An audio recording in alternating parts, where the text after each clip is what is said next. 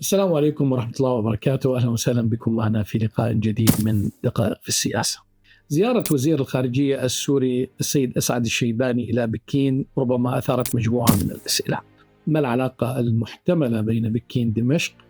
وهل ستتغير مواقف بكين من دمشق، لا سيما وأنها كانت دائما تقف سياسيا إلى جانب النظام البائد؟ وكنا نرى دائما الفيتو الروسي الصيني المزدوج في مجلس الأمن الذي يمنع إدانة النظام السوري من ارتكاب مجازر ضد الشعب السوري.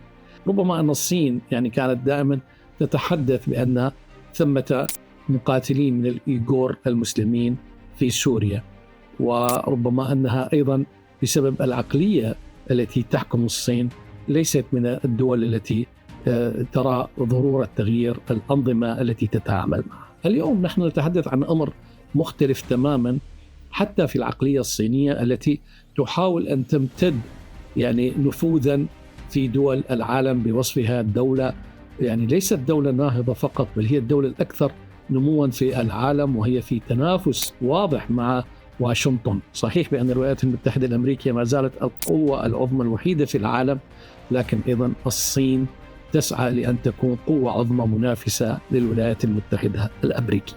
هذه الزيارة جاءت بعد أمرين مهمين. الأول زيارة السيد الرئيس أحمد الشرع ووزير خارجيته إلى واشنطن، وأيضا بعد رفع اسم الرئيس أحمد الشرع ووزير داخليته من قوائم الإرهاب في اجتماع لمجلس الأمن قبيل الزيارة بقليل. الصين امتنعت عن التصويت، ولكن يعد هذا الامتناع إيجابيا إلى حد ما، لأنها لم تستخدم حق الفيتو.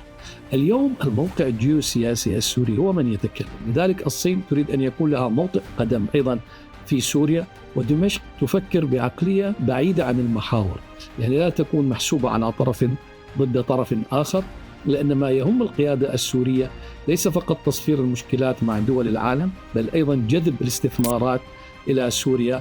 وحين نتحدث عن الصين وإمكانات الصين، فإن الصين لا شك بأن لديها رغبة في إعادة بناء طريق الحرير الذي ميزها تاريخيا، وهو طريق يمر أيضا عبر منطقتنا المهمة.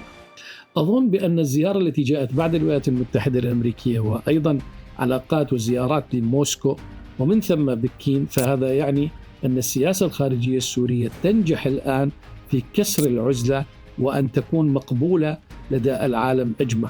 هذه الزيارة التي ستصنع نوعا من التنافس أيضا مع الولايات المتحدة الأمريكية، فأظن أيضا أن الولايات المتحدة الأمريكية لن تفرط بسوريا بموقعها وأهميتها، بل ستعمل على دعمها، وهذا كله يصب في مصلحة سوريا وإعادة إعمار سوريا، وأيضا النهضة بسوريا التي تركها النظام البائد مدمرة محطمة مفقرة ومسروقة ومنهوبة الموارد، إضافة إلى صناعة جيوب شبه انفصالية فيها. أظن أن الزيارات هذه مع العلاقات مع الدول الكبرى ستحرص أيضا هذه القوة على أن تكون سوريا دولة واحدة موحدة ومستقرة، ولا تشكل خطرا أيضا على أحد.